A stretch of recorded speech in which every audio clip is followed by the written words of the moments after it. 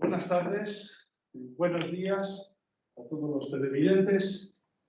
Vamos a iniciar la mesa número 4, que lleva por título Experiencias de intervención, aprendizaje, servicio, educación y desarrollo, transferencia de conocimientos, etc. Está centrada en la presencia y utilidad de las experiencias prácticas que merecen la pena. Son las experiencias que responden a buenas prácticas y nos fortalecen como decisores responsables. Usar las nuevas tecnologías no nos convierte en decisores responsables educados. Hacer prácticas de aprendizaje-servicio no nos transforma en personas educadas. Sin más, participar en talleres de cooperación al desarrollo no nos convierte en sujetos educados, capaces de reconocer, aceptar, acoger y entregarse a los valores que deben sustentar estas alternativas. Un decisor responsable educado sabe cómo y para qué utilizar estos objetivos, los medios y los procedimientos. No hay que andarse por las ramas, hay que poner los pies en la tierra, hay que aterrizar y saber para qué uso cada medio. Como ven ustedes, tenemos aquí presenciales en la mesa a Miguel Ángel Santos Rego, buenas tardes, y María del Carmen Fernández Morante, también buenas tardes. Y luego conectaremos con Ramón Mínguez Vallejos, de la Universidad de Murcia, y Azucena Ochoa Cervantes, de la Universidad Autónoma de Querétaro. Voy a presentar con mucha brevedad a cada uno de los ponentes, porque cuando publiquen sus artículos van a encontrar la riqueza de su bibliografía y la riqueza de todas sus investigaciones. Y así podemos sacar tiempo para que podamos hacer un debate largo sobre este tema. Empieza a hablarnos Miguel Ángel Santos Rego, catedrático de universidad y director del Departamento de Pedagogía Didáctica de la Universidad de Santiago de Compostela. El título de la intervención es Aprendizaje-servicio, la experiencia como proceso educativo. Entre los múltiples libros que él tiene, que como os digo van a aparecer en la bibliografía, os cito uno que se titula El aprendizaje-servicio y la educación universitaria, hacer personas competentes. Miguel Ángel, tienes la palabra. Muy bien, pues muchas gracias, querido Rafael. Muchísimas gracias por la invitación y, sobre todo, felicidades al profesor Tuguñán por su quehacer no solo en esta universidad, sino también en el concierto de la sociedad civil, tanto nacional como internacional. Buena prueba de ello es este premio que ha recibido durante estos días en el Congreso en el que estamos. También saludo muy cariñosamente a nuestra decana, la Carmen Fernández Morante, y a la profesora Mar Lorenzo, la doctora que está aquí también, y a todos los demás, todos los presentes. Bien, yo voy a tratar de ser breve, porque en una mesa de estas características no quisiera, digamos, demorar mucho la intervención de mis colegas, mis compañeras y compañeros. Ya en la introducción, el profesor Rafael Sáez ha dicho cosas interesantes, que de alguna manera pues, hay que repetir, pero también en alguna medida podríamos recurrir a ellas para replantear aspectos que tienen que ver con, por ejemplo, lo que aquí me trae, lo que se me ha sugerido, el aprendizaje-servicio, la experiencia como proceso educativo. Yo lo centro sobre todo en el sistema en general, pero particularmente en la universidad. Y no quisiera, también ha dicho el profesor Sáez que esto se publicará, y aquí hay un texto que ya hemos entregado, y por lo tanto se podrá leer con más calma. El aprendizaje-servicio es un programa pedagógico que se expresa en forma de metodología activa, y que, pues, de un tiempo a esta parte se ha convertido, si me permiten, en un cierto lugar común ilustrado, pero con una cierta controversia también dentro de nuestro sistema educativo en general y universitario en particular. Porque el aprendizaje-servicio es una metodología activa que procede del ámbito anglosajón. No hay que olvidar que el aprendizaje-servicio se entiende epistemológicamente hablando en el marco de un paradigma pragmático, es el pragmatismo educativo, y no solo porque lo podamos vincular a lo Dewey, sino porque efectivamente contiene en su propia definición y desarrollo aspectos que tienen que ver con el pragmatismo como una teoría del conocimiento.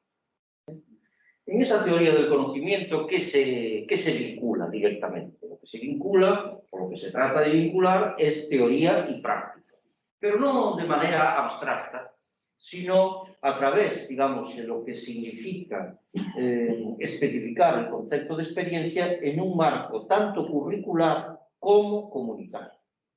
Por lo tanto, hay en el aprendizaje-servicio una cuestión que es importantísima y que precisamente por ello pues, ha encajado bastante bien en el espacio europeo de educación superior, con toda su carga de profundidad y con toda su carga de controversia. Y esa dimensión curricular unida a una dimensión comunitaria es la que convierte al aprendizaje-servicio en una plataforma, en un buen caldo de cultivo, no solo para que los conocimientos convencionales, los contenidos discretos en una materia de estudio se proyecten adecuadamente en un marco comunitario, sino para que, haciéndolo así, esa experiencia se convierta en todo un proceso educativo para el individuo, puesto que, como tiene que ligar los conocimientos adquiridos en una materia de estudio a una necesidad que ha tenido que identificar previamente en la comunidad, de esa manera puede hacer más significativo su aprendizaje, puede hacer, digamos, más relevante y más auténtico, incluso más profundo, el aprendizaje que se pretende. Por lo tanto, en el aprendizaje-servicio, ya se puede saludar a nuestro amigo Ramón Mínguez, que está en la pantalla. En el aprendizaje-servicio tenemos muchas dimensiones de un verdadero aprendizaje presente. Yo soy partidario, evidentemente, de que el aprendizaje-servicio se extienda como se ha extendido, unas veces mejor que otras, pero yo no soy un apóstol absolutamente de nada, puesto que el aprendizaje-servicio tiene que demostrar, a través de un buen planteamiento pedagógico, didáctico, experiencial, su valía y su contribución, digamos, a que el aprendizaje sea una experiencia auténtica para el alumno, para la alumna. No debemos, en ese sentido, y menos quienes llevamos ya tiempo, aquí está la profesora Mar Lorenzo, que codirige conmigo algún proyecto y ha codirigido conmigo alguna experiencia que otra, no debemos, digamos, santificar, por así decirlo, el aprendizaje-servicio como una especie de moda que todo lo va a resolver o que todo lo puede optimizar al margen del contexto, al margen de la formación del profesorado, al margen de las condiciones que se den en una determinada comunidad también académica. Hay un concepto en el aprendizaje-servicio que tiene una carga psicopedagógica importante, que es el concepto de necesidad. Es decir, para que un proyecto o un programa de aprendizaje-servicio tenga visos de éxito, tiene que resultar, digamos, de la identificación de una necesidad comunitaria, de una necesidad en la comunidad, concepto, por cierto, mucho más ligado al ámbito anglosajón, a pesar de toda su carga liberal en la sociedad y menos ligada a la nuestra, porque aquí comunidad ha significado ideológicamente otras cosas, mientras que en el ámbito anglosajón comunidad tuvo, digamos, una significación mucho más, para mí, en mi opinión, mucho más fidedigna, pero tiene que identificar una necesidad en su comunidad, sea individual o colectivamente. Y por lo tanto, el concepto de necesidad, como bien se ha puesto de manifiesto en el ámbito de la psicología, es básico para entender la acción, porque en el aprendizaje-servicio hay una teoría de la acción. Usted actúa, decían los psicólogos, algunos psicólogos, ¿no? Usted actúa para reducir una necesidad. Bueno, lo podemos entender bajo un prisma cognitivo, bajo un prisma conductual, bajo un prisma neoconductual, etc. Pero ese es un asunto importantísimo, puesto que muchas profesoras y profesores, no solo de universidad, sino de secundaria, nos dicen, pero es que los alumnos no identifican ninguna, y entonces tengo que contribuir a que identifiquen necesidades en su entorno para proceder desde el lado académico a promover, a proponer una determinada salida o una determinada solución. Y ahí es donde la formación del profesorado y el desarrollo institucional del aprendizaje-servicio, como tendré ocasión de decir en breve, pues se convierte en una variable fundamental.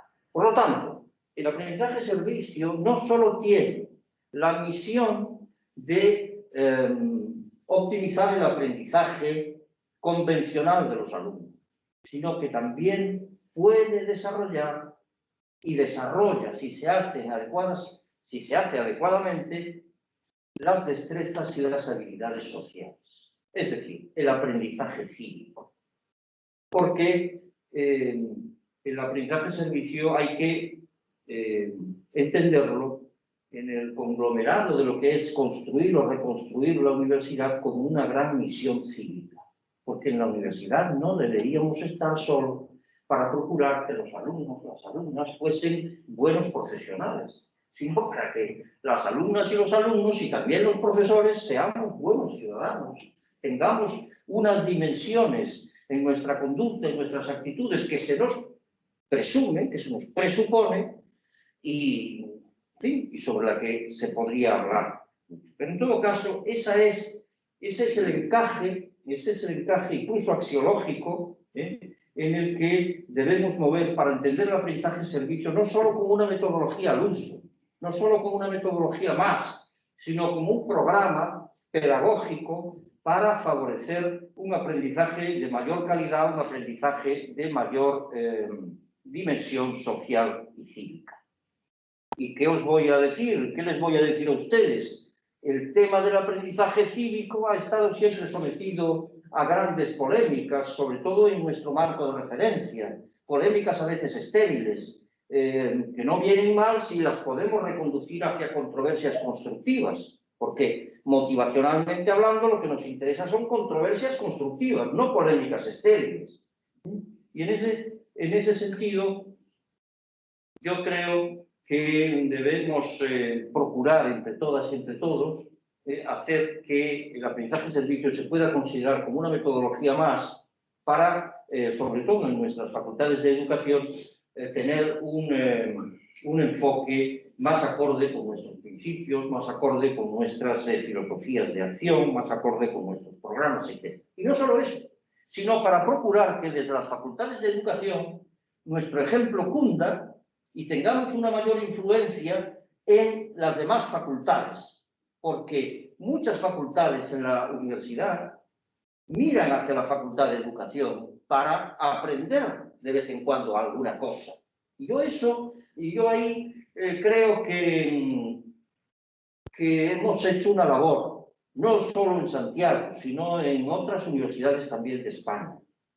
Yo creo que el hecho de que el aprendizaje-servicio haya servido para que hayamos entablado diálogo desde la Facultad de Educación, con la Facultad de Química, con la Facultad de Medicina, con la Facultad de Geografía e Historia, ha servido no solo para vertebrar mejor la universidad, sino para dar idea de que desde la Facultad de Educación también podemos optimizar mucho más de lo que creíamos hace años a la propia universidad. El caso de la Universidad de Santiago, porque he dicho que iba a ser breve, voy a procurarlo. El caso de la Universidad de Santiago yo creo que es interesante. Hemos tenido la suerte de contar con proyectos de investigación, hemos tenido la suerte de contar con la colaboración, digamos, institucional, tanto de la comunidad autónoma como de la propia universidad para desarrollar programas y poner en marcha experiencias, aparte de dirigir tesis, dirigir trabajos fin de máster, etcétera, etcétera. Y eso pues, ha contribuido a que la Universidad de Santiago tenga en marcha una dimensión institucionalizadora, digamos, un plan de institucionalización del aprendizaje-servicio, que tampoco hay que sacralizar, porque todo lo que se institucionaliza demasiado a veces tiene riesgos, digamos, burocratizadores, ¿no? Pero yo creo que los pasos que se han dado son pasos modestamente sólidos. ¿Por qué digo modestamente? Porque se han convocado premios, se han convocado apoyo a experiencias, apoyo a proyectos, incluso con alguna en fin, ayuda directa en función de los medios que se tienen, ¿no? Pero se han apoyado proyectos de investigación. Nosotros hemos ya realizado dentro del Plan Nacional, ahora con el segundo prácticamente concluido, el primero sobre la mejora del rendimiento académico de los estudiantes y el segundo sobre la relación entre aprendizaje-servicio y empleabilidad de los estudiantes universitarios, con resultados bastante sugerentes, y estamos ya, digamos, tratando de ultimar el tercer proyecto sobre la reciprocidad entre el ámbito académico y el ámbito social en la mejora de los programas, no solo de los actuales, sino de los que se puedan poner en marcha en el futuro. Por lo tanto, concluyendo, yo, como decía al principio, abogo por considerar críticamente, por considerar experimentalmente el aprendizaje-servicio como una vía de optimización. Pero yo a nadie le voy a decir que el aprendizaje-servicio es la fórmula mágica para resolver los problemas de la universidad. Porque sería estúpido decir eso por parte de alguien que considera que los datos científicos son los que se deben poner encima de la mesa para discutir, para debatir y para llegar a conclusiones de un mínimo consenso a partir del cual poder desarrollar pautas de mejora.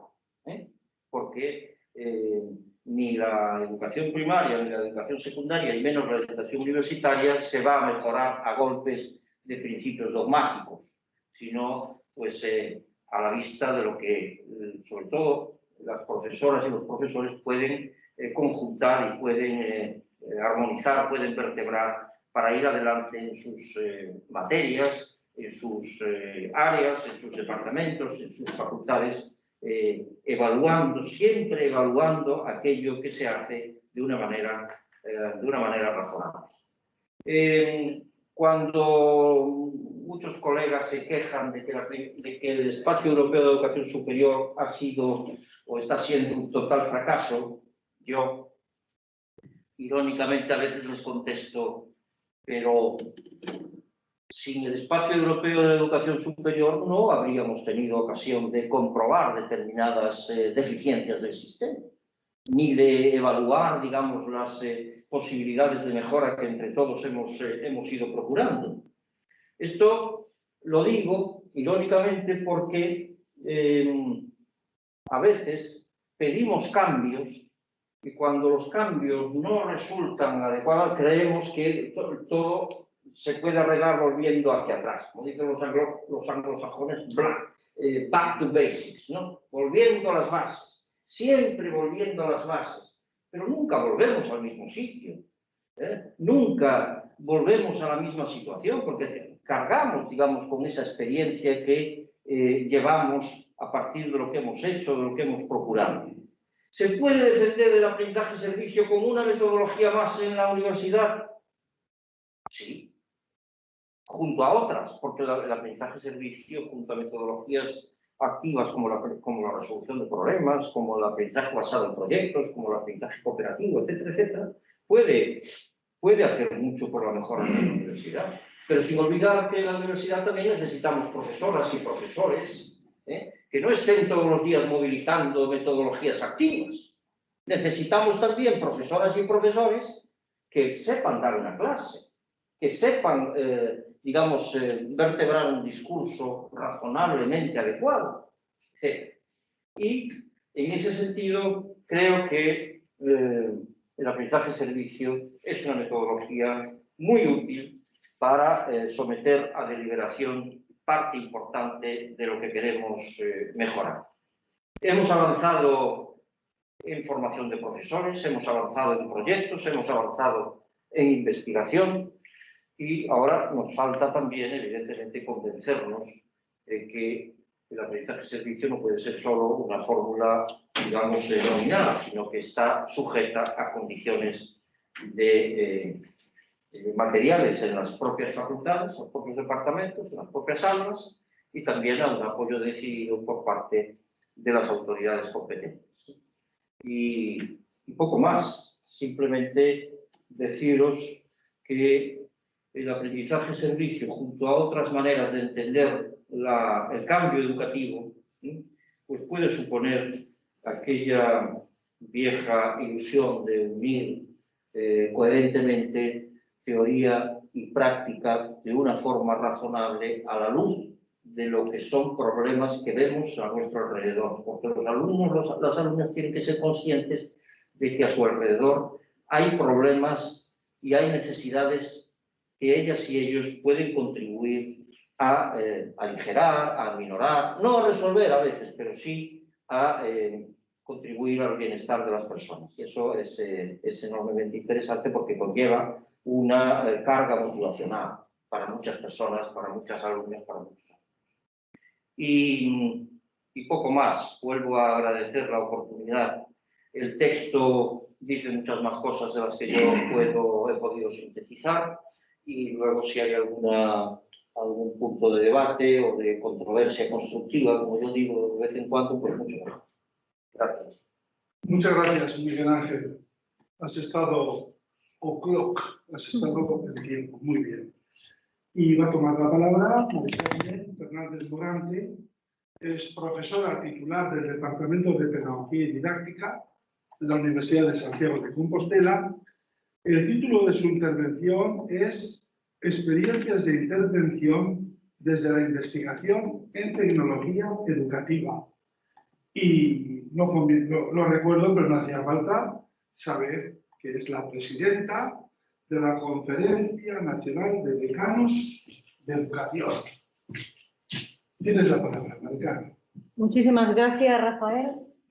Muchísimas gracias por la intervención inicial que nos ayuda a centrarnos a todos y muchísimas gracias, Redipe y profesor Turiñán, por invitarme a esta mesa, entendiendo que tenía algo que aportar y contribuir, ¿no?, en este congreso y en esta mesa, como ha dicho Rafael, en la que debemos reflexionar sobre la presencia y utilidad de las experiencias prácticas en educación, ¿no? Desde que José Manuel me invitó a participar en esta mesa y en medio de la vorágine del día a día, pues pensaba qué podría yo aportar, sobre qué podría hablar, ¿no?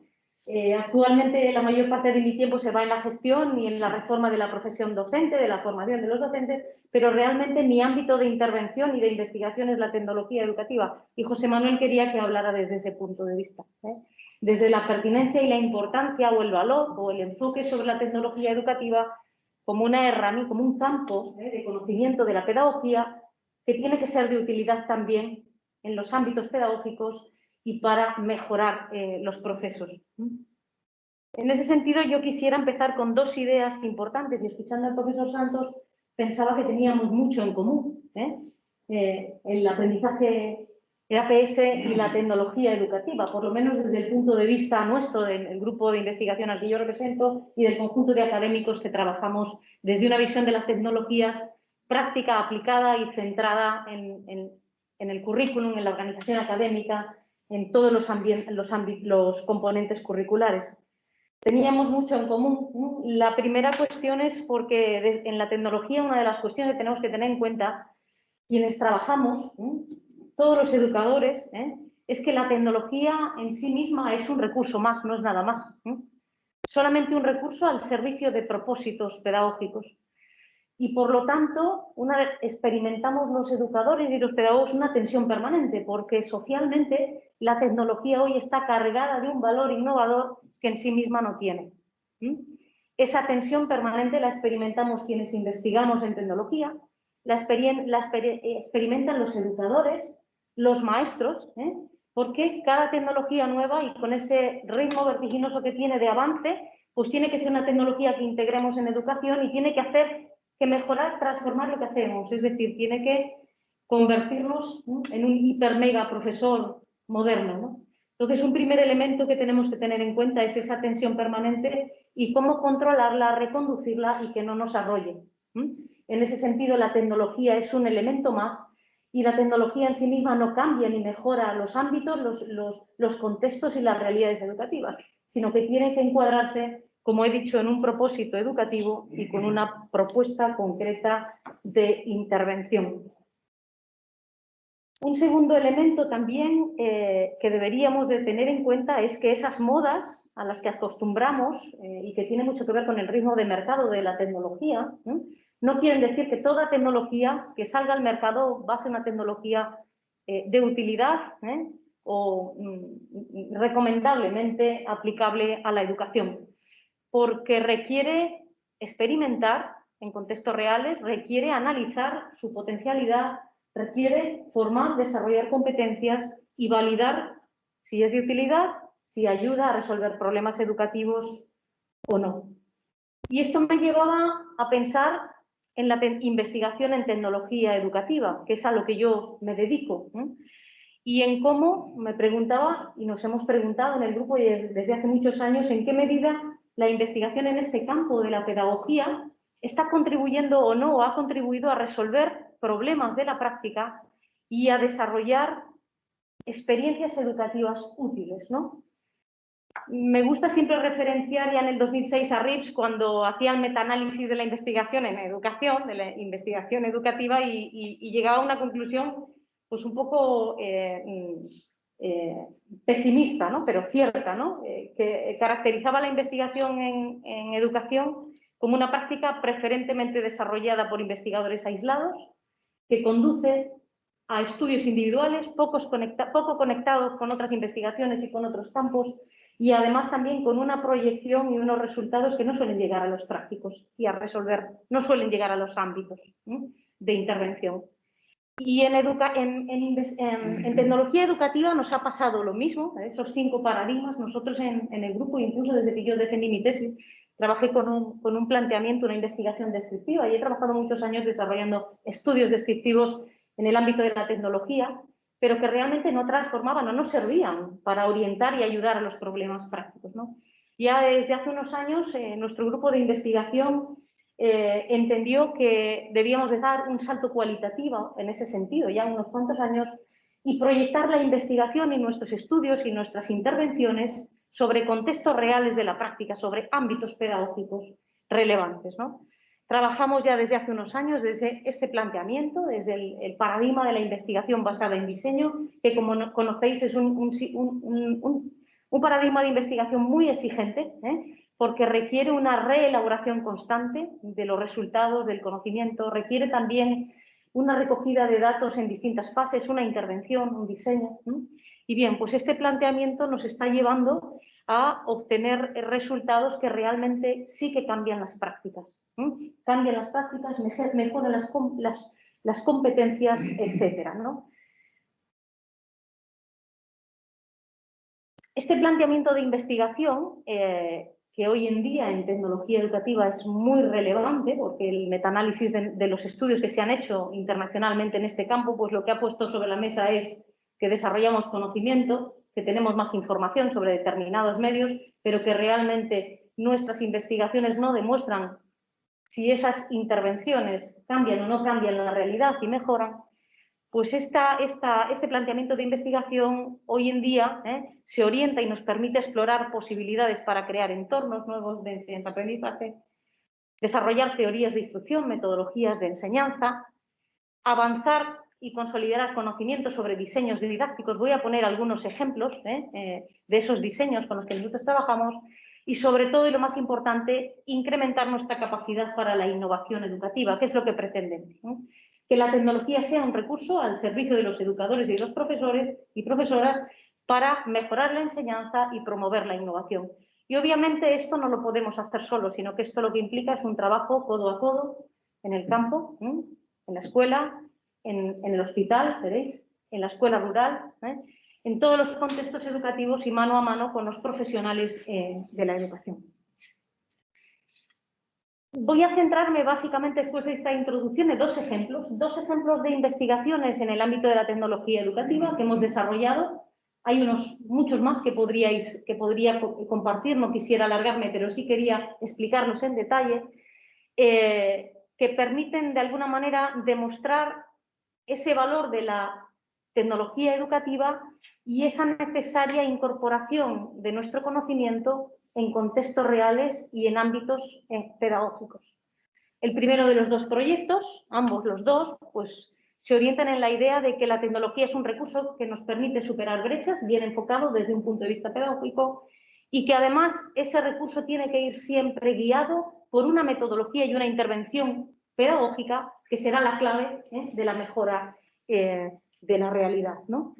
El proyecto eHospital es un proyecto que ya cerramos hace unos cuantos años, pero siempre me gusta ponerlo en contexto porque es un ejemplo de ámbito pedagógico poco trabajado por nosotros, que es la pedagogía hospitalaria y lo que es la educación en contextos no formales y muy especialmente en el ámbito hospitalario, ¿no? Este proyecto es un proyecto que nos subvencionó la Comunidad Europea y que básicamente de lo que trataba era de buscar oportunidades de aprendizaje para pacientes hospitalizados, ¿no? Pacientes que extienden mucho tiempo en su proceso de rehabilitación, cuyas enfermedades muchas veces cortan sus proyectos profesionales y por lo tanto tienen que reconducirse y que, por ejemplo, en Galicia, nosotros trabajamos con lesionados medulares, tenían que marcharse a Toledo a formarse porque aquí no había soluciones, ¿no? Entendíamos que la tecnología podía ser un recurso de utilidad para acompañar a esos ciudadanos y, por otra parte, que esto requería un buen diseño pedagógico que mediara la tecnología, ¿no? Este proyecto implicó una revisión para fundamentarnos con quiénes íbamos a trabajar. En este caso eran adultos con enfermedades crónicas o de larga hospitalización. Como he dicho, que sufren una ruptura en su ejercicio profesional, en sus procesos formativos, que además muchas veces esa ruptura, como digo, implica una reconversión formativa en su perfil profesional. Y fundamentalmente nos planteamos este reto, aprender en el hospital. Romper la tendencia de aislamiento de los pacientes durante estos procesos, abrir una puerta al mundo para conocer. Estamos hablando, en el caso de Galicia, de pacientes hospitalizados que pasaban meses en el servicio de enfermedades, en el servicio de pacientes con lesiones medulares del Hospital Universitario de La Coruña. Pacientes que llegan con un escenario de muchos meses por delante, con un shock personal muy grande y que, recuerdo, el doctor Sotillos en aquel momento nos decía, él era un convencido de que la convalecencia dependía mucho también de la capacidad que tuviéramos para ofrecer oportunidades alternativas, ¿no? El objetivo era diseñar y experimentar un sistema de formación, una propuesta pedagógica apoyada en tecnologías. Teníamos que entrar en sus salas, en salas de aislamiento, en sus habitaciones. Muchas veces no podíamos entrar, teníamos que facilitar los recursos para poder llegar a ellos. Y así lo hicimos. Fundamentalmente diseñamos con ayuda del Centro de Supercomputación de Galicia un sistema de e-learning. Estamos hablando de momentos en los que todavía este proyecto, los campus virtuales ni siquiera de las universidades estaban lo suficientemente maduros. Con ayuda del Centro de Supercomputación de Galicia desarrollamos un sistema de e-learning, es decir, una plataforma basada en software libre que nos permitiera trabajar con pacientes sin competencia digital ninguna, por lo tanto tenía que ser una plataforma sencilla, usable. Diseñamos soluciones con ellos y con los técnicos porque requiere un trabajo multidisciplinar que permitieran ser manejados por personas con dificultades de movilidad severas, lectores, ratones ópticos, etcétera, que permitieran interaccionar con el ordenador.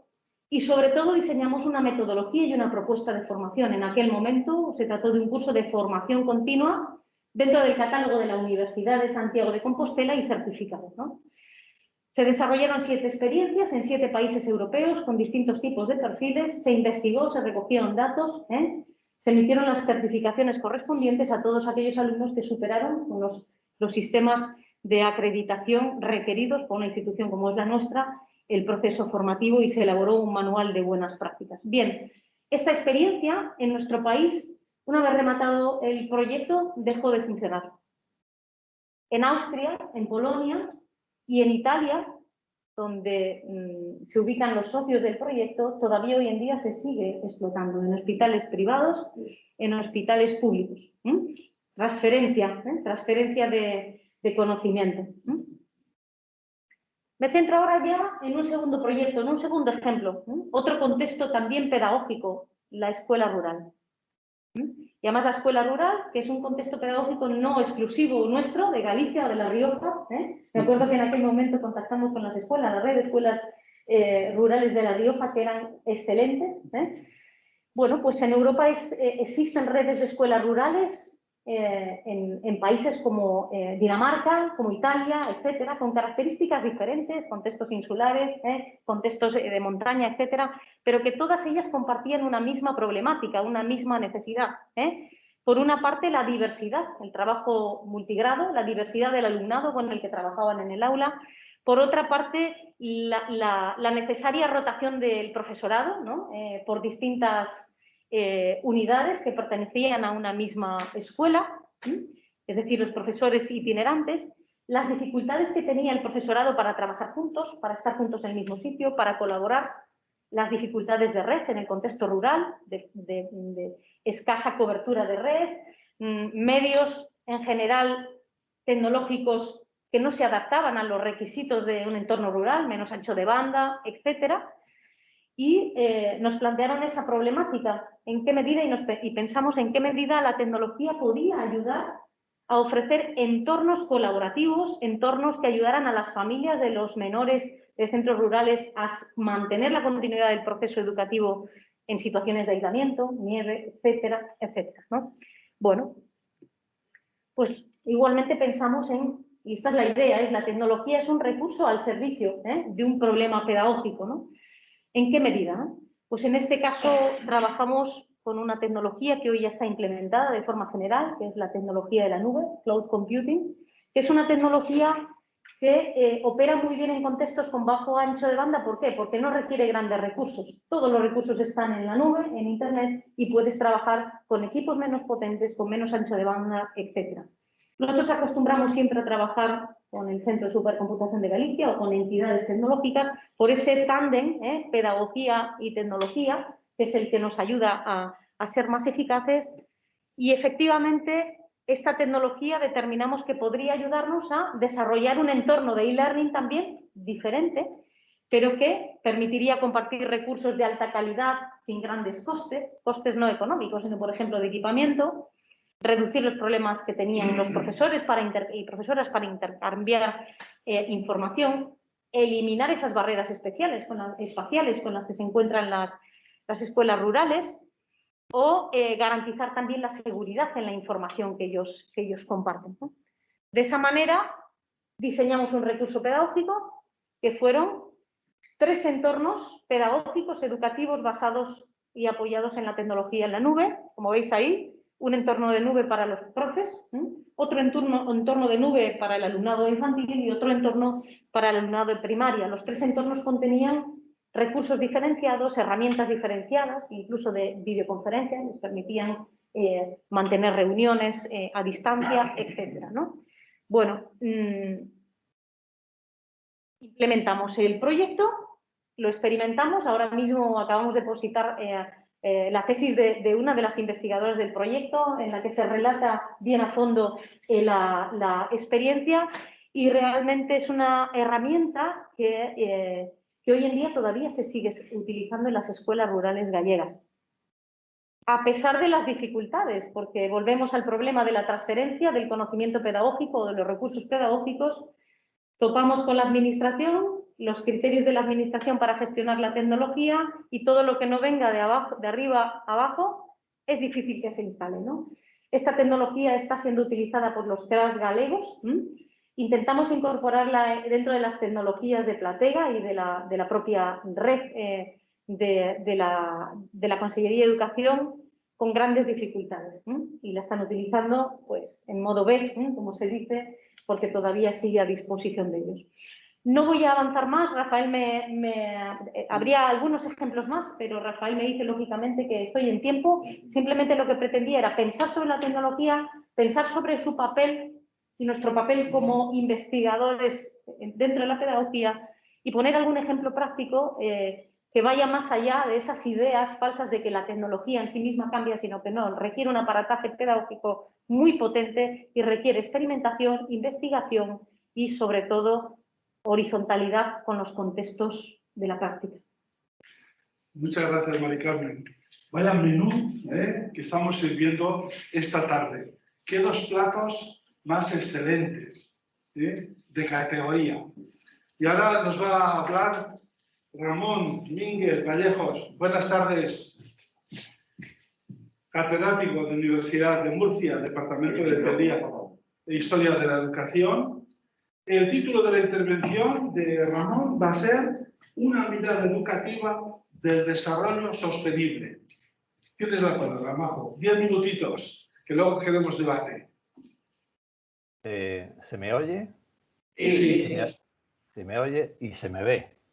Eso es. Y se me ve casi por completo porque estoy a la distancia, lo cual es una ventaja. Buenas tardes a todos los presentes y todos los virtuales. Y permíteme unos pocos segundos, señor coordinador Rafael, primero saludarte a ti, saludar a los miembros de la mesa, aunque los vea, como dicen en Iberoamérica o Latinoamérica, con el cubrebocas o tapabocas. Pero aquí yo tengo la oportunidad de que me vean, no de cuerpo entero, pero sí por lo menos la faz o la cara. Aprovecho la oportunidad para felicitar, aunque lo hice de manera apresurada, al premiado, a nuestro querido profesor, catedrático y buen amigo José Manuel Turiñán, aunque no lo estoy viendo, pero yo sé que está ahí presente. Y así como a otros profesores que he tenido la oportunidad de compartir pues mesa, debate, seminarios, etcétera. Pues un cordial saludo. Voy a intentar compartir la presentación, no sé si va a ser posible. A ver si yo soy... No sé si se ve. ¿Se ve? Aún no. ¿Se ve la presentación? Profesor Ramón, tiene que darle al lado del micrófono, que es como una avellana, tiene que darle a la flecha que aparece hacia arriba. Una avellana al lado del micro, una avellana, sí. El micrófono arriba, al lado sale una flecha que apunta hacia arriba, tiene que darle ahí. Sí, creo que ya le he dado. Sí, ahora ya le vemos. Sí, ahora sí, ya ya la le ve. Lo voy a ampliar pero quizás, perdón, se ve ya ahora, ¿no? Sí, se ve perfectamente. Muy bien, pues como bien me ha presentado el coordinador, pues ahí está mi nombre y ahí está el título. Dos títulos y seguramente la segunda parte de este título pues le tomé la palabra pues a mi mentor y principal invitado que me invitó a esta jornada, que fue el profesor Turiñán. Dice, no, me gusta un trabajo que lleva por título No te andes por las ramas, no te andes por las ramas. Y saben que esto es un dicho muy popular y este planteamiento que estamos aquí haciéndolo nace, como ya conocen algunos de ustedes, algunos de vosotros, nace del grupo de investigación de educación en valores, en donde estamos trabajando pues una temática fundamentalmente desde una perspectiva concreta, una determinada educación ética, y entendíamos que en el ámbito del desarrollo sostenible era un ámbito que estaba necesitado de una mirada educativa. O por decirlo de otra manera, para no andarse por las ramas en esto de los ODS. Esta preocupación o esta cuestión nació hace pocos años, dos años y medio aproximadamente, que se hizo aquí en Murcia una jornada de Objetivo de Desarrollo Sostenibles y hubo una afluencia masiva. Saben ustedes que esta temática pues es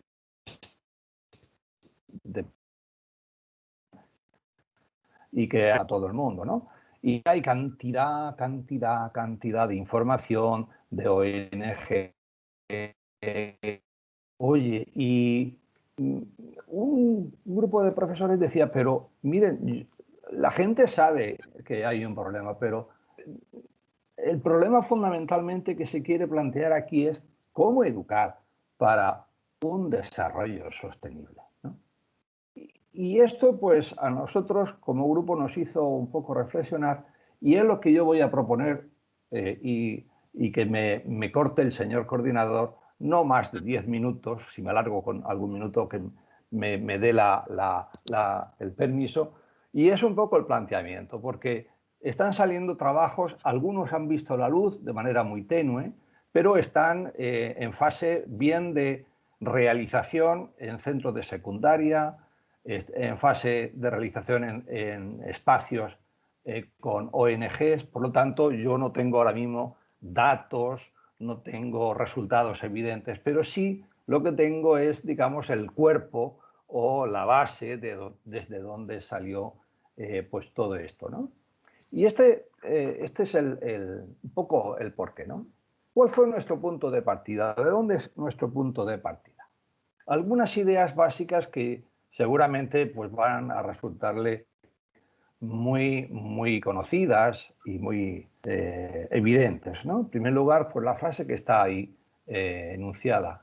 La naturaleza está amenazada por la actividad humana. Hay, por supuesto, en todo este tema del deterioro medioambiental, hay personas que son negacionistas, lo mismo que hay negacionistas de que niegan la pandemia, y en esto hay cada vez menos, afortunadamente, pero hay negacionistas, ¿no?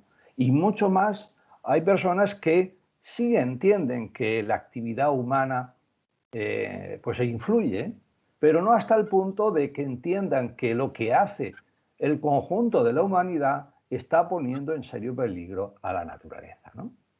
Bueno, pues yo no voy a dar datos, ni voy aquí a hacer una especie de apología y una serie de desastres, pero sí algunas cosas parecen más evidentes y la voy a reflejar en algunas imágenes que me van a servir un poco solamente para dar flashes, porque en poco tiempo no hay mucho para explicar y quizás la imagen refleja mucho. Una de ellas a mí personalmente me gusta mucho y es esta imagen de que nuestra Tierra, nuestro globo terráqueo, nuestro mundo, pues está plastificado y cada uno puede evocar pues algunas experiencias, ¿no? Plástico que proviene del mundo del petróleo y ya sabemos pues con todos los derivados del petróleo toda la problemática que está ocurriendo.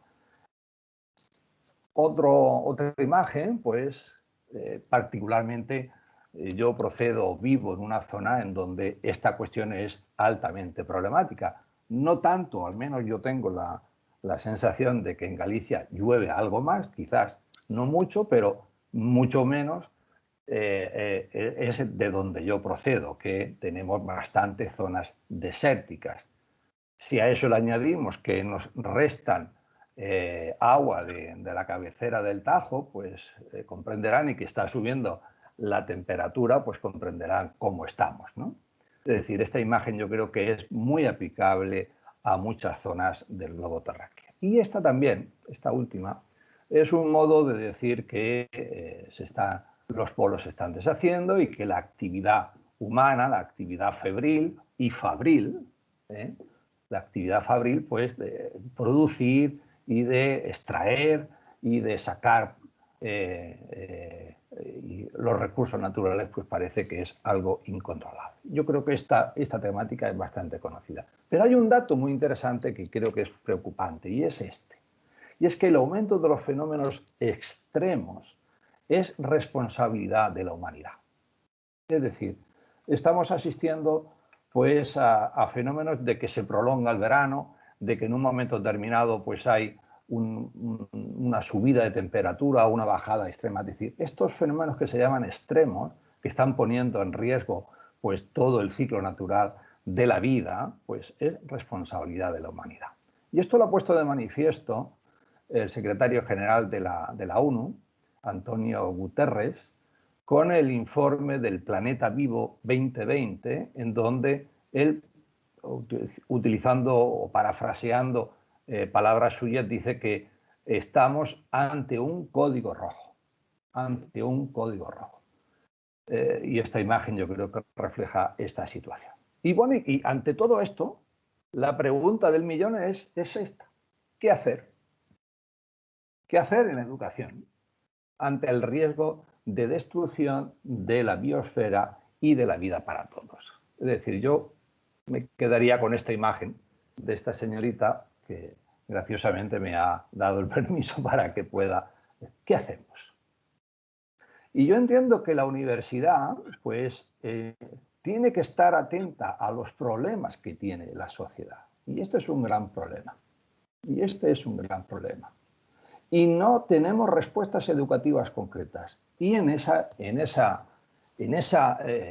coordenadas nos hemos lanzado pues, a trabajar y a formular una propuesta educativa. En primer lugar, creemos que es necesario un nuevo paradigma. Voy a ir casi enunciando frases porque veo que el tiempo se me va agotando.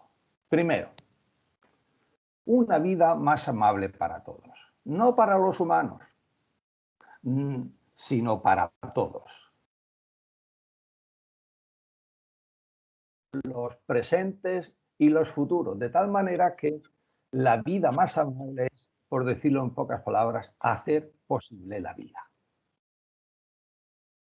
No andarse por las ramas, como coloquialmente se dice, como escurrir el bulto o como a veces se dice, pues no dar un rodeo ante esta cuestión, sino la responsabilidad que tenemos todos y cada uno de nosotros, presentes aquí y ahora para el futuro. Y por último, es difícil prolongar el actual estilo de vida. La imagen que estoy reflejando, pues es más que evidente de que existe una actitud depredadora, sin darnos cuenta de la Tierra, que no damos oportunidad a que se regenere. Y hay ya efectos que son irreales. Algunas razones de esto. Primero, vivimos en un sistema económico que lo convierte todo en mercancía. Lo que importa es el beneficio y lo que me importa es mi bienestar. Esto sería largo de hablar, pero esto es una ética y una moral individual. Todo se convierte en economía. No hay ética más que la de la posición de disfrutar. La actividad humana deja una huella ecológica, es decir, hoy se habla del antropoceno, es decir, que la presencia en el mundo natural, pues hay situaciones o hay escenarios que son totalmente irreversibles, ¿no? Y la tercera razón es que no un nivel de consumo actual que se confunde en cubrir las necesidades básicas con necesidades superfluas. Nuestra sociedad capitalista tiene el lema de que cuanto más consumas, mejor eres persona, ¿no? Entonces, como alternativa, sería sí al cuidado de la tierra, que ahí me imagino que ven pues, esa especie de árbol en donde es cuidar la tierra. ¿Cuál es nuestra propuesta? Para educar hay que forjar otro modelo de hombre, otro modelo de sociedad y otro modelo de vida. ¿Qué prototipo de ser humano? Fundamentalmente hacemos una educación basada en un modelo antropocéntrico, es decir, el centro de la formación es el ser humano. Y para poder entender y resolver o contribuir a a la sostenibilidad de nuestro planeta, hay que pasar de un modelo antropocéntrico a un modelo ecocéntrico. ¿Qué modelo de sociedad? Pues una sociedad eminentemente capitalista, neoliberal y consumista, a otra sociedad basada en la resiliencia.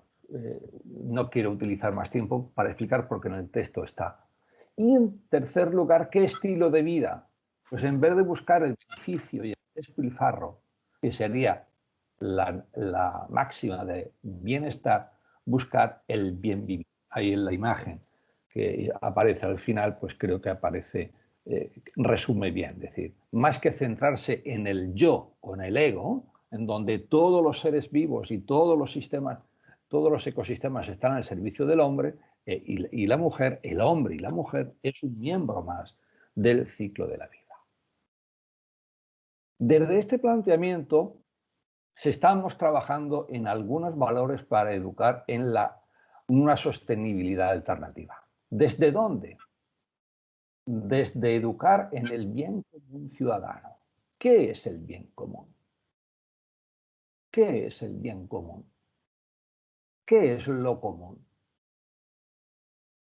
Y no está del todo claro. No está del todo claro en qué consiste esto del bien común. Entendemos que una sostenibilidad alternativa hay que hacerla desde una determinada ética. Para nosotros encontramos un sostén en la ética de la alteridad, en una determinada ética que intenta responder a lo otro, entendido como naturaleza, y del otro, de los seres vivos, humanos y no humanos. ¿Qué valores fundamentalmente? El valor del decrecimiento sostenible. ¿Esto quiere decir que hay que revertir la curva del crecimiento? No. No hay que crecer en términos de PIB, de Producto Interior Bruto, que sería la imagen que tienen ahí reflejada, sino de un crecimiento basado en las capacidades, basados en los bienes, basado en las condiciones imprescindibles para que toda la humanidad tenga unas condiciones mínimas de vida decente. Y aquí podemos hablar bastante, ¿no? Otro valor que creemos y que se está trabajando es el valor de la austeridad, aunque esta palabra pues tiene cierta resonancia negativa, ¿no? El ser austero o una economía de la austeridad, eso no generaría. Y hay que cambiar esa mentalidad economicista por una mentalidad de una vida sobria, por una mentalidad de una vida cubriendo las necesidades básicas, porque a veces nos llenamos de necesidades superfluas. Yo les he traído este chiste para que puedan entender, aunque sea de modo de flash, qué es esto de la austeridad. Un tercer valor es el valor de la simplicidad o el valor de la sencillez. A veces la vida la complicamos y nos llenamos de necesidades que son exageradas, y lo que estamos buscando es una vida más sencilla, una vida más afable, una vida más amable, una vida más amada y no una vida competitiva, una vida que destruye la naturaleza y destruye al otro. En definitiva, yo creo que estoy casi rozando el límite, si no me he pasado. No educar para el mercado, la acumulación y el despilfarro de bienes. Educar para evitar el colapso de la civilización y el agotamiento de la naturaleza.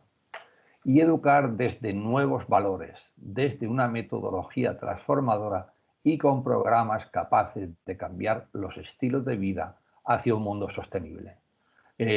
Un libro que hemos publicado, decimos que es necesario educar para transformar el mundo, para cambiar este mundo. Nada más, y muchas gracias y perdón por mi excedencia. Muchas gracias, Ramón. Sí, el libro es Transformar la educación para cambiar el mundo. Exacto. Muy bien, muchas gracias. Muchas gracias. Y a continuación va a presentarnos su conferencia Azucena Ochoa Cervantes. Hola, buenos días. Muy bien. Azucena tiene como puesto universitario, está profesora de la Universidad Autónoma de Querétaro en la maestría en Educación para la Ciudadanía. Y el título de la intervención de esta mesa 4 es el APS con mayúsculas, una oportunidad para cuestionar el currículum. Muchas gracias.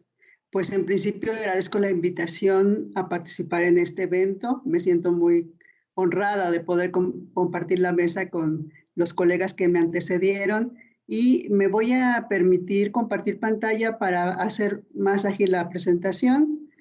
Y creo que esta presentación va a poder ilustrar, espero, las palabras que nos dijo el profesor Miguel Ángel. Entonces, bueno, mi intención es el poder poner sobre la mesa que el aprendizaje-servicio justamente nos da una oportunidad para cuestionar el currículum.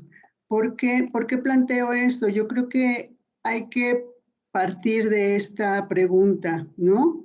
Lo que se enseña y el cómo se enseña es pertinente en un contexto como el actual, y me parece que centrarnos en el cuestionamiento del currículum nos permitiría empezar a respondernos esta pregunta. El currículum, cuando hablamos de este concepto, que es un concepto que es, digamos, común, de uso diario prácticamente para las personas que nos dedicamos a la educación, pues tiene ciertas nociones implícitas que al mismo tiempo van configurando las prácticas. Entonces, cuando hablamos de currículum, hablamos de secuencia, hablamos de orden, hablamos de temporalidad, hablamos de espacios, hablamos de niveles, de métodos, y eso nos va limitando al mismo tiempo las maneras en que nuestras intervenciones pueden ser contextualizadas. Desde mi punto de vista, el estar centrados en el currículum nos va limitando el valorar los medios justamente para poder educar, ¿no? Porque estamos pensando siempre en estas condiciones que nos impone el currículum, ¿no? Y que se traducen en regulaciones no solo del contenido, sino de la vida misma de lo escolar, ¿no? Los tiempos para aprender, los tiempos para jugar, los tiempos para estar dentro del aula, en fin, el poder regulador del currículum, diría Jimeno Sacristán. Entonces considero, a partir de, que agradezco la exposición del maestro Miguel Ángel, porque eso me da pie para poder empezar a comentar de manera breve algunos aspectos del aprendizaje-servicio que desde mi punto de vista nos permiten justamente hacer este cuestionamiento al currículum. Ya no me detendré mucho en esto porque ya el maestro Miguel Ángel comentó acerca de las bases teóricas y axiológicas del aprendizaje-servicio, pero bueno, sí definiré el aprendizaje-servicio como una propuesta educativa que combina justamente los procesos de aprendizaje y de servicio a la comunidad en un solo proyecto. Y aquí, bueno, detenerme para decir, esta metodología, como decía el profesor, no es la panacea, ni es una metodología nueva, o sea, sus inicios están en la metodología de proyectos justamente, ¿no? Es una metodología de proyectos con la particularidad o con el cariz del servicio. Entonces, en esta metodología se implican 3 elementos fundamentales que ya los se mencionaron hace un rato. El servicio, las habilidades, los conceptos, las actitudes que se ponen en juego y para mí un elemento fundamental es la participación genuina, sobre todo del alumnado, ¿no? Porque en muchas prácticas se hace una participación simulada, o sea, se hacen actividades o experiencias de aprendizaje-servicio en donde la participación no es totalmente genuina. ¿Y a qué me refiero con totalmente genuina? En que los estudiantes son los que tienen que hacer el acercamiento a la comunidad y son los que tienen que hacer el diagnóstico de esas necesidades reales. Entonces, para fortalecer lo que ya se había dicho hace un rato, consideramos que el aprendizaje-servicio fortalece lo que se enseña en la escuela al extender el aprendizaje del alumno más allá del aula, en vinculación con la comunidad, fomenta un sentido de responsabilidad y cuidado a los demás. Además, que proporciona justamente la oportunidad de que los estudiantes empleen sus conocimientos en situaciones en beneficio a la comunidad. Y esto genera un sentido de comunidad y un sentido de sí mismo que repercute en el desarrollo afectivo-emocional de las personas. ¿Y qué implica entonces la puesta en marcha del aprendizaje-servicio? Implica necesariamente un trabajo interdisciplinario. Y eso es algo que el currículum, como está planteado, no es que no nos lo permita, sino no nos permitimos cuestionar el cómo está planteado y seguimos pensando que debemos de trabajar desde nuestra asignatura con nuestros contenidos o con un poco diálogo con otras disciplinas. Implica un aprendizaje fuera y dentro del aula, lo cual también para las condiciones actuales en cómo se dan los procesos educativos, pues es difícil en ocasiones hacerlo. Implica autonomía tanto del docente como del alumno, del estudiante, una participación genuina, aquí vuelvo a recalcar esto. Se debe de centrar en las vivencias, las experiencias, en la actividad, más no en el control del aprendizaje, en esas evaluaciones estandarizadas, definidas, en donde lo que se preocupa es el resultado, ¿no? Lo que nos preocupa es el resultado y bueno, implica justamente esta conciencia de sí, pero en comunidad. Entonces, bueno, decía yo, la metodología es una metodología de proyectos, pero con las características o con la particularidad de poner en el centro el servicio a la comunidad. Entonces, las etapas de un proyecto son las mismas, digamos, motivación, diagnóstico, un diseño y planificación, una ejecución y un cierre. Paralelamente a esto, pues hay 3 procesos que procuramos seguir cuando hacemos un aprendizaje de servicio, que es la reflexión, el registro, la sistematización y la comunicación de lo encontrado y la evaluación. Entonces, lo que yo voy a presentar es una experiencia concreta que tuvimos un poco antes de que empezara la pandemia, voy a presentar lo que denominamos como proyecto Una Sola Salud y nos referimos a salud humana, animal y ambiental. Este proyecto estuvo coordinado por estudiantes de la Maestría en Educación para la Ciudadanía, que es el posgrado en donde yo participo, pero fue realizado por estudiantes de quinto y sexto de nivel primaria, de 10, 12 años aproximadamente, con el acompañamiento de la directora de la escuela y los docentes del grupo. Entonces, el diagnóstico, ¿no? En el diagnóstico se realizaron diferentes actividades. Aquí vemos, por ejemplo, un árbol de problemas, ¿no? En donde los niños y las niñas van identificando el problema, las causas y las consecuencias de ese problema. Entonces, ahí podemos ver que estaban analizando el problema de la cooperativa. La cooperativa es lo que le llaman en España el bar de las escuelas, la cafetería. Entonces, entre una de las cosas que ellos observaron es que en ese lugar que se vendían productos de bajo valor nutricional, ¿no? Lo observaron como problema. Posteriormente se hicieron otras actividades de diagnóstico, no solo dentro de la escuela, sino en la comunidad próxima a la escuela. Esta comunidad es una comunidad vulnerada, en donde hay, digamos, deficiencia de recursos, de servicios públicos, y bueno, eso se refleja tanto dentro de la escuela como fuera en el contexto próximo a la escuela. Entonces, dentro de la escuela, digamos que las problemáticas que los niños y niñas detectaron fueron problemáticas de infraestructura, ¿no? Cuestiones deterioro de mobiliario o falta de mobiliario, violencias que se dan en la escuela, cuestiones de indisciplina propiamente, comida de la cafetería, lo que les comentaba hace un momento, y la basura. Entonces, estos dos elementos de abajo, quiero que los tengamos presentes porque es parte de lo que se hizo como el proyecto. Definieron la comida de la cafetería y la basura como un elemento que iban a trabajar desde la escuela, y posteriormente en la comunidad también detectaron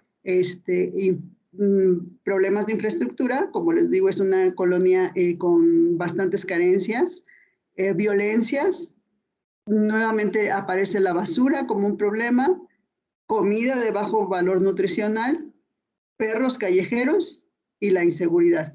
Entonces, haciendo la reflexión con las niñas y los niños,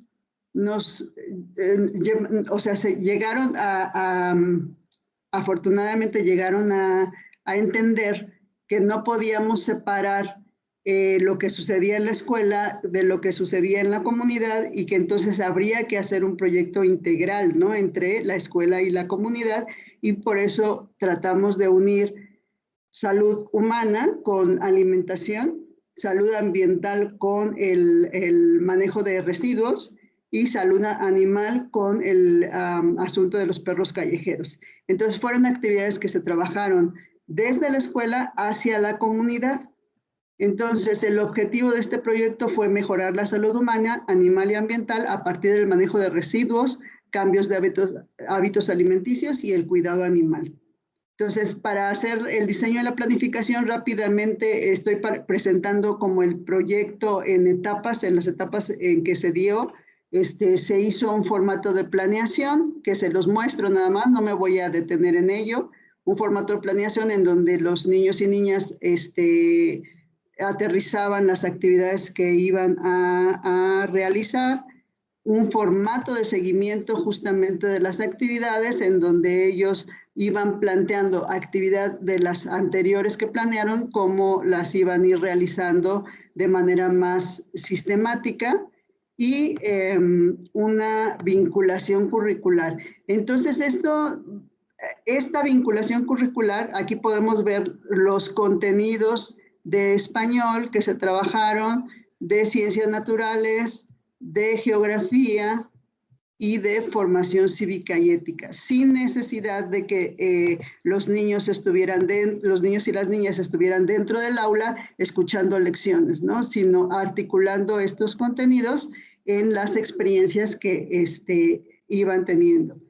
En la ejecución se realizaron varias actividades que planearon los niños y niñas. Ahí se articularon algunas instituciones externas. Tenemos en la parte de arriba una fotografía de una actividad formativa que tuvieron con una asociación civil, y en la parte de abajo estaban viendo con la Secretaría de Salud la alimentación correcta, y a través de la Secretaría de Salud implementaron en la escuela el uso de loncheras saludables, es decir, que los niños y las niñas ahora tenían la conciencia de que las mamás tenían que acompañarles en enviarles una comida que no fuera de bajo valor nutricional. Aquí vemos también a los niños y niñas preparando sus actividades. Entre otras cosas, hicieron una campaña de esterilización, ¿no?, a mascotas. Esta foto donde se ve el autobús es porque los niños y niñas van a una escuela, que estamos acá viéndola ahora, en donde tiene todo un sistema integral de huertos, manejo de residuos, la venta de productos orgánicos. Entonces se fueron a esa escuela como intercambio de experiencia para ver cómo manejaban las actividades y poder recuperar algunas de las experiencias de los niños y niñas de aquella escuela de otra comunidad. Aquí vemos las actividades también que se hicieron fuera del aula. Acá estamos viendo unos veterinarios, cómo están trabajando con ellos acerca de el asunto de las mascotas. Y bueno, se hicieron, entre otras cosas, también actividades artísticas para sensibilización.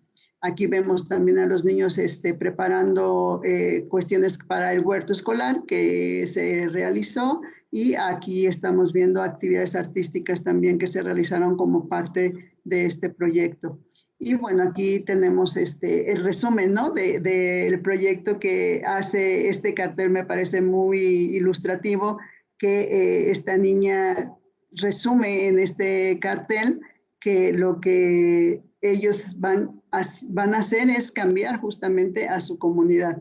Entonces, bueno, esto fue de alguna manera las actividades generales que se realizaron. Las actividades se concretaron en una campaña de esterilización animal, en el cambio de personal que atiende la cafetería de la escuela. O sea, se hizo un cambio radical dentro de la escuela con los alimentos que se proveían en la cafetería, la introducción de botes para separación de residuos dentro de la escuela, la lonchera saludable, también como una actividad permanente, el apoyo delegacional, es decir, de las autoridades para la introducción de botes también de separación de residuos en la comunidad, y el huerto escolar. Esas fueron las actividades que se concretaron. Lamentablemente llegó la pandemia, no pudimos darle seguimiento. Esto se quedó, digamos, en stand-by. Esperemos que podamos regresar y darle continuidad.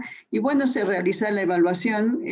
Utilizamos la rúbrica de evaluación del grupo de Barcelona, que lo adaptamos para niños y niñas. Y bueno, aquí podemos ver que es una autoevaluación. Las niñas y niños perciben que lo que fue mayormente trabajado fue el trabajo en grupo, justamente, ¿no? Esta barra que se ve más alta, perciben que fue lo que más se trabajó. Y entre otras cosas, bueno, el sentido de servicio también lo perciben, y la evaluación en sí misma. Y bueno, por último, ¿qué es lo que hace cada quien? Los docentes hacen la motivación, los estudiantes el diagnóstico de necesidades, los estudiantes definen el servicio, los docentes hacen el acompañamiento para la vinculación curricular, y los estudiantes preparan el proyecto, lo ejecutan en acompañamiento de sus docentes, y la evaluación se hace multifocal. ¿Y por qué el aprendizaje servicio lo considero como una oportunidad para cuestionar el currículum? Justamente porque requiere interdisciplina, autonomía, aprender en otros espacios que no son el aula, implica movimiento, que a veces eso nos cuesta mucho trabajo, ¿no? Queremos controlar el cuerpo. Implica el diálogo intergeneracional necesariamente, no solo entre docentes, sino con las personas de la comunidad. Reconsiderar el tiempo de aprender y el tiempo de vivir. O sea, estos dos momentos creo que se difuminan en el aprendizaje servicio. Implica cuestionar la realidad en sí mismo, cuestionar qué es lo que estamos aprendiendo y cómo lo estamos aprendiendo, e implica el sentido de comunidad. Bueno, por mi parte sería lo que quería compartir, y quedo atenta a sus comentarios. Muchísimas gracias. Muchas gracias. Muchas gracias. Bueno, pues tenemos unos minutos, porque a las 8 es la clausura del congreso, para que podamos hacer un intercambio de preguntas. Los mismos que estéis en la mesa, como los que han participado a través de pantalla, se pueden preguntar entre ustedes, y los que estamos aquí presentes, pues que levanten la mano y digamos la pregunta. Pues entonces yo levanto, ¿no?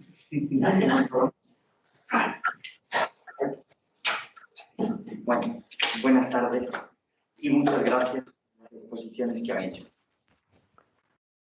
El objetivo de esta mesa, lo dijo muy bien Rafael Saez al empezar. Se trata de que hay una inquietud en pedagogía muy grande hacia las buenas prácticas. Tenemos que cambiar el modo de actuar, y lo que queremos es que las cosas que se hagan sirva para intervenir y que además se vea que con esa intervención conseguimos resultados. Tenemos capacidad de resolución ante los problemas. En ese sentido, el aprendizaje-servicio tiene capacidad de resolución ante determinados problemas que tienen que ver sobre todo con los aspectos comunitarios, con la idea de colaborar, con la idea de participar. Claro, ya se dijo aquí, pues como cualquier técnica o cualquier recurso o cualquier medio que se utilice, tienen que estar dentro de un contexto y saber para qué los usamos. Evidentemente, la idea es, si le damos un momento especial de atención al aprendizaje de servicio, si le damos un momento especial a las nuevas tecnologías que parece que nos abren acceso a otros espacios o que potencian la posibilidad de hacer procesos no formales de educación y en ámbitos que hasta estos momentos formaban parte de la vida social, pero que estaban abandonados de la escuela y el sistema educativo no tenía modo de entrar en ellos, sobre todo por culpa de la incompetencia administrativa, digo bien, con incompetencia administrativa, porque cada espacio de administración es muy estanco. Son reinos independientes y sanidad tiene graves problemas para que educación entre dentro y cultura tiene graves problemas para que educación entre dentro. Bien, pues todas las experiencias que hacemos hay que ponerlas al lado de otra cosa, que es el mundo donde la situación actual parece que queda definida por los problemas de la gran globalización, de los daños al mundo y de que las personas nos movemos obligados a actuar a favor de los objetivos del desarrollo sostenible. ¿Qué hacemos los pedagogos? ¿Qué es lo que tiene de educativo todo eso? Porque eso es una meta social. Pero nosotros, sea eso, sea de otra manera, vamos a seguir educando personas y van a vivir en su mundo. Ahora eso es una urgencia. Pero si la escuela la rodeamos de aprendizaje de servicio, de nuevas tecnologías y de objetivos al desarrollo sostenible, ¿estamos seguros que estamos educando a las personas? Con eso es que todo lo que tenemos que hacer para educar lo conseguimos diciendo, tenemos la escuela de hoy, le añadimos tecnologías, le añadimos aprendizaje, servicios y le ponemos objetivos del desarrollo sostenible. Si no, ya no es buen desarrollo ahora. Esto a mí me genera una preocupación grande. Y como la primera parte del Congreso estaba dedicada a construir proyectos de vida, que es el lado más fuerte de la toma de decisiones de cada persona, tiene que estar preparada. Y hay otro aspecto que es el de las operaciones que hace con los medios y los fines que utiliza para conseguir bienestar. Que el bienestar nos encauza al bien vivir en estos momentos, cada uno en el nivel que esté. Y en tercer lugar, la tercera mesa nos lleva a la necesidad de construir cultura. Y la forma de construir cultura es salirse de la escuela, porque hay que aprovechar muchas cosas desde fuera. Las ciudades educadoras y las ciudades creativas no son la escuela, pero una escuela de oro sin la ciudad educadora no es nada. Forma parte de los objetivos. Yo voy a asumir que todo lo que hemos dicho de nuevas tecnologías, aprendizaje, servicio, desarrollo sostenible, tiene que ver con una ciudad educadora y creativa. Pero sigo diciendo lo mismo. Si yo me convierto en ministro de Educación o en presidente del gobierno de esa ciudad educadora, voy a decirle a la gente, ustedes ya tienen escuela, ahora tienen aprendizaje-servicio, les doy tecnologías y nos fijamos en los objetivos del desarrollo. Y sigo diciendo, y con eso hemos educado a nuestros alumnos. El presidente del gobierno puede decir, ya están ustedes educados con todo esto, que lo hagan bien sus profesores y se acabó. Para mí es el problema que pongo en la mesa, porque todo eso podemos decirlo y sigue dentro el gran problema, que es la puesta en escena de la intervención pedagógica. ¿Cómo consigo yo que cada niño en la escuela interaccione conmigo? porque la situación de la relación educativa no es otra cosa que una interacción de identidades, más formadas o menos, pero hay que interaccionar. Pues, ¿cómo consigo yo que en la relación educativa esas personas que tienen tecnologías sean capaces de utilizarlas para aquello que queremos que las utilicen? Que no es simplemente aprender a usar tecnologías, sino que además queremos que las utilicen para hacer aprendizaje-servicio o para hacer problemas y objetivos del desarrollo sostenible, si es que es lo único para lo que tienen que usarlas. ¿Dónde está la clave del problema? Tenemos todo eso, pero ahora ¿qué hacemos nosotros? ¿Nos comprometemos con esas metas o buscamos nuestro camino desde la intervención? ¿Qué hacemos si nos garantizan que vamos a tener posibilidad de hacer aprendizaje-servicio?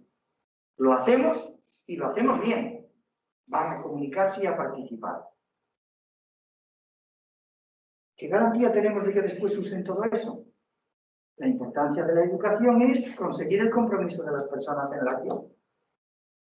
Tienen que querer hacer eso y después querer usarlo responsablemente. Y yo sigo viendo que con todo eso, lo mismo que hace años o lo mismo que será dentro de años, seguimos teniendo en la mesa que la puesta en escena desde la educación requiere una intervención que nos va a exigir lo mismo ahora que después, pero a lo mejor para otros objetivos o a lo mejor con otros medios. Hoy se llama aprendizaje-servicio. Hoy les llamamos nuevas tecnologías, pero a lo mejor dentro de unos años llamamos nuevas telepatías de la comunicación. Ya no nuevas tecnologías. Y aún así seguiremos en lo mismo. ¿Cómo consigo que se haga responsable ese niño en el uso de esas cosas para los fines educativos? ¿Cómo consigo yo que se realice esa concordancia entre valores y sentimientos que genera en ellos actitudes específicas para aceptar, reconocer y comprometerse con esos problemas y valores educativos? Yo puedo utilizar todo esto y no me entusiasmo nada, no me enamoro de nada de eso. Digo, vale, lo hago porque tengo un profe muy bueno, me ha encandilado y después ya me voy a mi casa. Algo queda siempre. Pero el problema es, vamos a tener que hacer eso con otras cosas también. Y siempre tendremos el mismo problema. Reconocimiento, aceptación, acogida y entrega a esos valores educativos que ahora se están poniendo en marcha con estas nuevas situaciones de buenas prácticas. Pero en otro momento será con otras formas de buenas prácticas.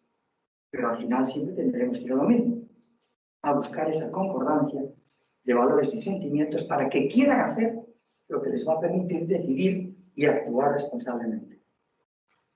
No sé si me he expresado muy bien, pero lo que han dicho sí que me ha obligado a mí a afinar para poder decir lo que estoy diciendo ahora y seguir reconociendo la valía de sus aportaciones. Muchas gracias. Si alguno de la mesa o de los oyentes quieren completar la información del profesor Poliñán, tienen la palabra. Bueno, yo como creo que el profesor Poliñán ha dicho siempre en su línea, ¿no? Yo conozco, de colocar las preguntas claves, preguntas que son imposibles de responder en poco tiempo. Yo ni siquiera sé si son posibles de responder en mucho tiempo. Pero, efectivamente, vamos a ver, en la educación hay cosas resolubles y hay cosas irresolubles. Porque la educación no funciona en la sociedad al margen de otras variables, al margen de otros condicionantes. Y precisamente por eso los educadores, las educadoras, pues tenemos un sentimiento a veces de impotencia, de indefensión. Yo eso lo he comprobado tantas veces con profesores de primaria, de secundaria, menos en la universidad, porque en la universidad quedan muchas más cosas por hacer desde el punto de vista pedagógico. Hemos hecho algunas, se están haciendo algunas, Por eso, yo una de las experiencias más interesantes que he vivido en la universidad es estar con 50 titulares catedráticos y contratados de química, porque jamás yo creí que 50 personas de la Facultad de Química iban a escuchar a un pedagogo. Y lo estaban escuchando, y estaban apreciando que efectivamente cosas que hacían pues encajaban en esta metodología, pero efectivamente, como ha dicho la profesora muy bien, pues la metodología supone pensar un proyecto, pensar qué se puede hacer a través de un proyecto. Y aquí pues habría que sacar a relucir una vez más a Ortega, al gran José Ortega, cuando decía, ¿qué somos? No somos más que proyectos. Y eso realmente en la educación se debería tener mucho más presente. No somos más que proyectos. Y estamos empezando, estamos permanentemente empezando. Para no estar permanentemente empezando, hay que evaluar de vez en cuando las cosas, las prácticas que se hacen y ver en qué medida encajan con un sentido más global. Y por eso precisamente ese sentido ha de ser sostenible, como decía Ramón, efectivamente, ahí tenemos mucho que decir y tenemos mucho que aportar, ¿no? Solamente termino, antes yo no hablé de experiencias, pero hay una, por ejemplo, en nuestra universidad, en la que tenemos la suerte de participar, que me parece muy significativa. En la Escuela Politécnica Superior, en la titulación de ingenieros de montes, ingenieros, por ejemplo, una pregunta, ¿por qué los ingenieros se interesan por el aprendizaje-servicio? Eso puede ser una pregunta interesante. ¿Por qué los ingenieros que nunca han tenido ninguna relación con... de repente nos llaman y nos dicen, oiga, es que ustedes lo que están planteando me interesa porque aquí las alumnas y los alumnos que van a ser ingenieras e ingenieros pues tienen que saber dónde van a actuar, con qué recursos humanos se van a encontrar, con qué personas han de comunicar. Y la verdad es que el proyecto se titula, el programa es un programa europeo, con mucho dinero, que se llama Plantando cara al fuego. Gallego lo diríamos de otra manera, es plantando cara al fuego, plantando cara al luz, ¿no? ¿Por qué? En nuestra comunidad el fuego en el monte es un problemón. Y ahí se generan necesidades, digamos, de intervención, como decía el profesor Toguñán. Y eso está dando unos resultados no solo en cuanto a capacitación. Vino muy bien la cuestión de las capacidades, que también conecta mucho con la tecnología, ¿no? Porque el otro día yo leía a Amartya Sen y efectivamente Amartya Sen, que es un premio Nobel de Economía, pues mencionó determinadas claves para decir, oiga, que la economía es otra cosa más que saber mucho de números, etcétera, etcétera, ¿no? La comunicación entre alumnos universitarios y personas mayores de las aldeas. A mí eso me ha impresionado. Por ejemplo, el diálogo intergeneracional que decía la profesora Ochoa, porque hay que saber cómo funciona una comunidad internamente para percatarse de que cuando un estudiante universitario llega a decirle a una persona que vive en el núcleo, en el rural, en Galicia, en el rural, llega a decirle algo, pues tiene que experimentar en directo la desconfianza de esa persona de 60 y pico, 70 años que ve que un universitario le viene a decir no sé qué. Y eso no se puede explicar en un aula, eso hay que vivirlo en directo, ¿no? Y ahí es donde realmente pues hay muchos intangibles que efectivamente yo creo que también educativamente hablando son interesantes, ¿no? Pero quiero decir que la pregunta del profesor Toguñán nos lleva por muchos, nos puede llevar por muchos andurriales, aunque yo creo que la palabra acción e intervención sigue siendo clave. Lo que se espera de nosotros no es que resolvamos el mundo, no. Lo que se espera de nosotros es que ayudemos a resolver cosas concretas en el mundo real. Y eso es lo que a mí me sigue animando, ¿no? Porque después de 42 años aún sigo teniendo ánimo, ¿no? Se te ve, muy bien. ¿Tienes alguna cosa más? No, lo que decís, solo aclarar una cosa. Los ingenieros de montes, sí. A mí me llamó la atención por eso, llevan un montón de tiempo trabajando, sabéis que en Galicia hay los montes comunales. Es que los ingenieros de montes han repoblado todo un territorio en la zona de Andalucía, absolutamente yermo. Volvieron a repoblarlo con árboles plantados por toda la comunidad, utilizando a la gente de las zonas.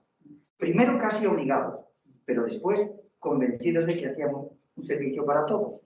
Y ahí se implicaron mayores y pequeños. Y los pequeños fueron aprendiendo de los mayores a plantar los árboles. Y es uno de los territorios que es ejemplares en España y que toda la cultura ambiental ponen ellos como ejemplo de ingeniería ambiental en estos momentos, ¿no? Sí, a mí me hacía pensar siempre el profesor Turiñán en la reflexión que hacía ahora en dos cosas. Por una parte, en el poder de la pedagogía como elemento cualitativo, ¿no? para la mejora de la realidad en todos los sentidos, ¿no?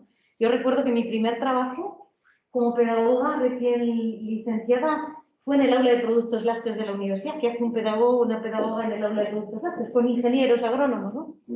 Y en aquel momento llevaban años desarrollando sistemas de e-learning para formar profesionales del sector, pero esos sistemas habían llegado a un límite, y necesitaban un elemento cualificador, ¿no? Y ese ingeniero, me acuerdo, Juan Méndez Donega, en aquel momento tuvo la visión de necesitamos un pedagogo o una pedagoga. Recuerdo en aquella entrevista a la que yo me enfrenté y al terminar cuando me dijo: te quiero, te necesitamos aquí porque puede ser un elemento cualitativo para mejorar nuestros procesos, nuestros productos, ¿no? Entonces, el valor cualitativo de la pedagogía, y desde luego también pensaba, según escuchaba, en las políticas científicas, ¿no?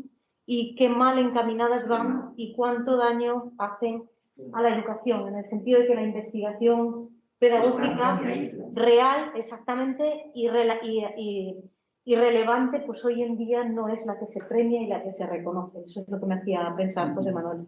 Pues esas buenas prácticas son las que tienen capacidad de resolución de problemas. Bueno, muchas gracias, Mari Carmen. Había pedido la palabra el profesor Ramón Minguez. Sí, ¿se me oye? Sí, ¿Se me oye? Bueno, yo estoy de acuerdo con bastantes argumentos, y por no repetir, porque el tiempo va corriendo, a mí me hace pensar que no todavía plantear como un planteamiento tecnológico, y los expertos en pedagogía sabemos de lo que va, de lo que es un planteamiento tecnológico de intervención. La educación, yo creo que pone en marcha procesos educativos para formar personas para una época y para un tiempo concreto en donde hay unas circunstancias concretas. No hay una pedagogía perenne, sino hay una pedagogía histórica, una pedagogía de una época determinada. Primera idea. La segunda idea, sabrán perfectamente que yo al menos, yo en mis clases intento dejar claro que evidentemente hay procesos que están delimitados, como los procesos educativos dentro del ámbito escolar, del ámbito formal, pero la educación desborda el ámbito escolar. Es decir, el binomio escuela igual a educación yo no lo comparto, porque la educación, y yo estoy de acuerdo que es una ciudad educadora. Ahora bien, como he dicho en mi intervención, necesitamos un modelo de sociedad, de hombre y de vida. Y esto nos compete a los educadores, porque empujamos un modelo de sociedad, de hombre y de vida. Y la pregunta, señores, es ¿cuál? Hoy por hoy tenemos un grave problema, no por repetir mi intervención. Y posiblemente dentro de X años habrá otro problema, pero seguirá siendo necesario proyectar un modelo de hombre, de vida y de sociedad. Y eso nosotros como educadores tenemos que tenerlo claro. Entonces, para mí, y termino, quiero ser breve, evidentemente que hay que educar personas responsables. No saber lo que es la responsabilidad. Esta propuesta educativa que estamos trabajando, no enseñamos conocimientos, sino compromiso. Voy a decir una palabra que quizás suene extrañísima. Extrañísima. Formar personas compasivas. Personas que se revuelvan ante la exclusión, ante el maltrato,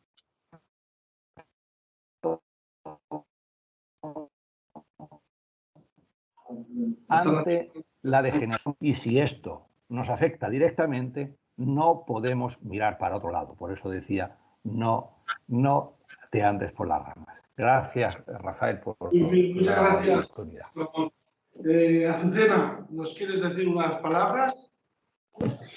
Pues muchas gracias en principio, bueno, nuevamente por la invitación y coincido plenamente con lo que se ha dicho. Me parece que la escuela no es la única responsable de educar. Justamente pienso que, como traté de plantearlo en la presentación, la educación está más allá de las aulas de la escuela. Entonces, creo que todos tendríamos que ser responsables de que el cambio que necesitamos o el tener claridad acerca de los objetivos que queremos lograr con la educación. Me parece que las prácticas que se presentaron ahora pueden ser una vía, no la vía, una vía para poder ir repensando. Y yo insisto que el plantearnos la pregunta inicial que puse sobre la mesa de la pertinencia